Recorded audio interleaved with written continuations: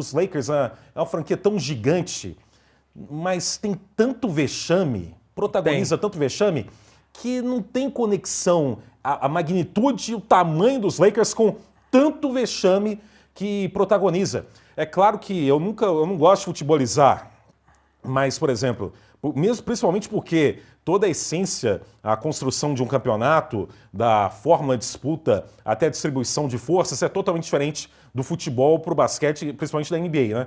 Por exemplo, comparar a La Liga, Campeonato Espanhol de futebol com a NBA, não tem nenhum sentido, não tem nenhum efeito de comparação. Mas eu vejo, de qualquer maneira, de uma forma mais simplista, os Lakers como um Real Madrid quanto à magnitude, a força, a glamour.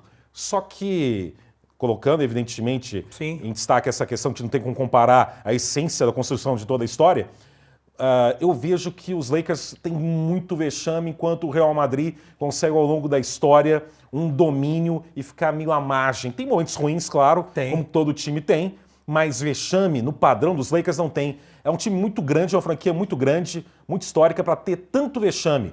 E não é só agora. Antes também, vê as últimas temporadas do Kobe Bryant, em que pese ele teve contusão de Aquiles, mas é temporada de menos de 20 vitórias, pouco mais de 20 Robert vitórias. Sacre, né? Só os start line-up, só os nomes anos dos 90 jogadores também, que depois atuaram do por lá. HIV do Magic Johnson, até chegou em playoff, perdeu o Phoenix Suns, mas depois teve um período ruim até a chegada do Shaq e do Kobe. É muito 8 ou 80, né? Os Lakers têm muito vexame para tanta O tamanho grandeza. tem, exato. E atualmente a fase de vexame, porque aquele jogo contra Miami foi uma coisa deplorável. É de realmente falar, olha, tem algum problema aqui, o elenco é terrível, o elenco é desequilibrado, e o J.J. Redick, que eu até elogiei numa das conversas aqui, ele fica meio sem pai nem mãe nessa história. Ele fica numa questão... E aí entra o fato que todo mundo cobra, né? De ele não ter uma experiência anterior de como técnico, de ter sido somente jogador e foi analista por pouco tempo. Mas eu acho que esse é o menor dos problemas dessa questão. O elenco é muito mal construído. Mas o fato também, por exemplo... Além das contusões... Vou puxar pro Golden também, assim, mas o fato o Los Angeles Lakers é criticado também, porque assim, não é mais hoje, já faz algum tempo, que não é somente a figura do treinador. Existem 5, 6, 7 assistentes técnicos.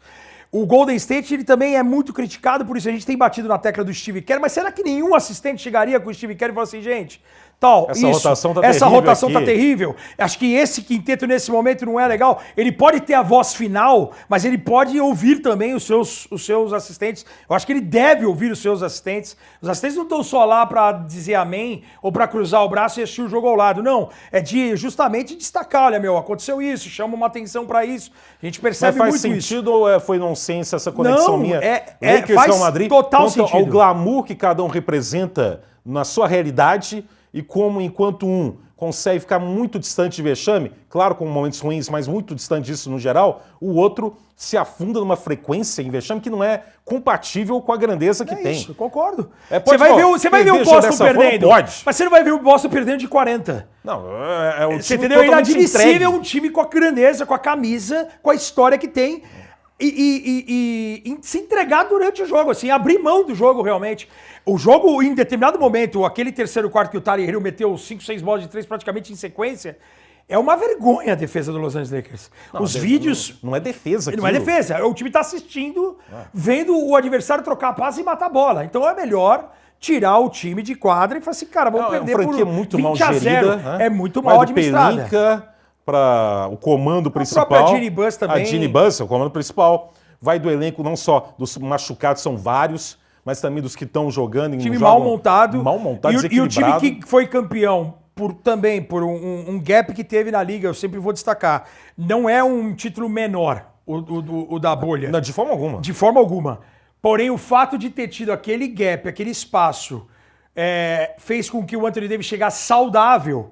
Mas aquele time ele foi muito mal aproveitado. O Caldwell Pope depois vai embora, o Caruso é trocado, você tenta trazer jogadores veteranos. Teve um ano, de uma temporada para outra, só ficaram LeBron, Davis e Horton Tucker. Exatamente. Que agora está com 250 quilos do Chicago Bulls. E 23 anos. Que o tempo lugar não passa. De fala para falar isso. O tempo não passa, né? Impressionante. O Horton Tucker ele está com um semblante de 49 anos de idade. Sempre, há 20 anos. Mas ele não tem 24 anos. Se você olhar, você não passa disso. E o Lakers realmente é impressionante. E não está na NBA Cup. E agora, como esse podcast, o Jaracas Podcast... Eu trouxe até a bola do ano passado, daqui, ó.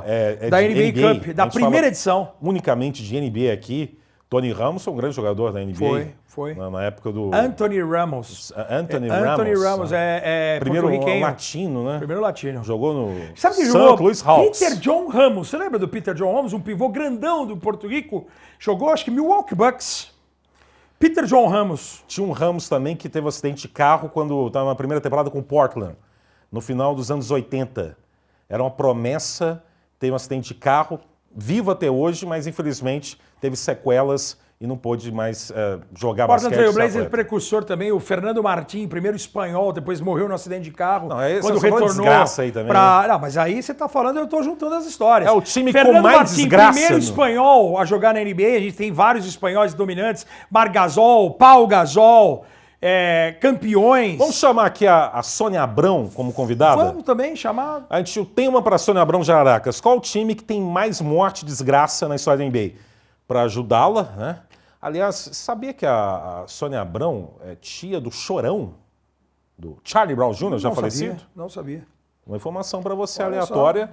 Mas que é curiosa isso. Curiosa. Tem relação com o que eu vou falar agora? Nenhuma relação. Não, mas deixa eu acabar aqui. O Fernando Martin, tá. primeiro espanhol que jogou na NBA e jogou pelo Portland Trail Blazers. Morreu no acidente de carro quando volta para o Real Madrid. Tanto que o Rudy Fernandes, quando participa de um torneio de enterrada, ele usa a camisa do Fernando Martin. O cara que joga no Portland, iniciar a carreira e está vivo, ele tem que agradecer. Exatamente. O Portland morreu muita gente. E um outro detalhe que muita gente se esquece aqui, eu vou fazer uma homenagem, porque eu sou muito fã, de Marcos Abdala Leite. É o primeiro brasileiro... Que está vivo. Está vivo. Primeiro draftado brasileiro à NBA foi Marcos Abdala Leite, jogou em Pepperdine, universidade lá nos Estados Unidos. Na Califórnia. Na Califórnia. E ele foi draftado pelo Portland Trail Blazers. Mas ele não foi para a NBA porque ele jogava na Europa e aí ele depois foi jogar na Europa e foi muito relevante, um dos grandes nomes da história.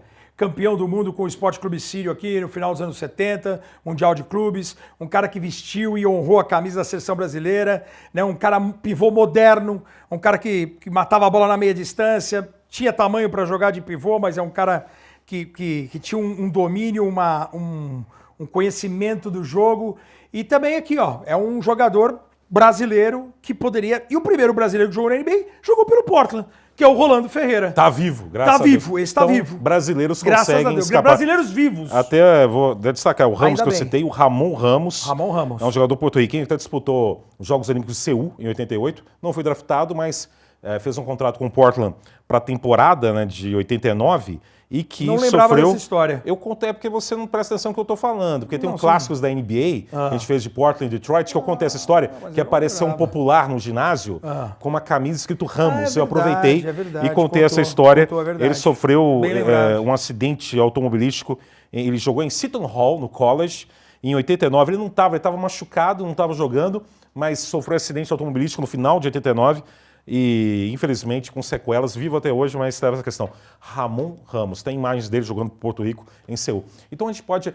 a cada conversa nossa, e temos 41 horas de programa, que a gente está com uma certa dificuldade, admitimos aqui, que é uma conversa. Então, conversa, a gente expõe as conversas. Sim. Então a gente tem tido uma comunicação, mas nunca atrito, porque a nossa relação com o pessoal da produção, que é maravilhosa, Grupo Farol. Sem dúvida nenhuma. Com a direção do Arthur, né? Arthur Arantes. Sim. Mas a gente está com uma questão quanto a convidados. Ele cita o Rudy também, né? Também aqui. Rudy, eu gosto de falar o nome dele. Rudy. Ele cita nomes de convidados. Não. Já vetei alguns.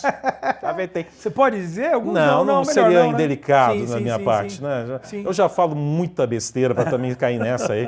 Nessa intriga que você está buscando, né? Sim.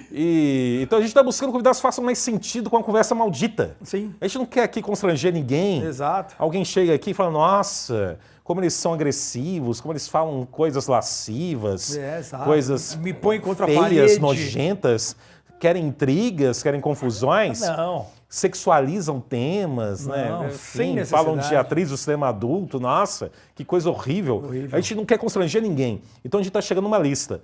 Eu concluo aqui que Sônia Abrão é uma grande candidata para um tema de desgraças da NBA, mortes e afins. E, sinceramente, o Portland lidera esse quesito com um time com mais desgraça. Só ver, O Portland chegou... Fora os Jailblazers. Não, antes disso, o Portland chegou. Tem de tudo. Tem morto, tem prisioneiro, tem cara tarado, tem tudo lá tem no Portland. Tudo. O Portland, Bêbado. o time que foi campeão do Oeste, por exemplo, em 92, perdeu para os Bulls de Michael Jordan. Daquela equipe, né, tem o time titular, tem 2 que morreram, Kevin Duckworth, e Jeremy Kersey. Que dia da Na Cleo, reserva, né? Tem o Cliff Robinson. Também já morreu. E se você ir um pouquinho mais atrás, você tem o Drazen Petrovic nas finais contra Detroit, né, de 90. Então é muita gente que morreu. De 7 caras da rotação, de um 4 morreram. Com jogadores na época com 25, 30 anos, que agora teriam 60 anos de idade.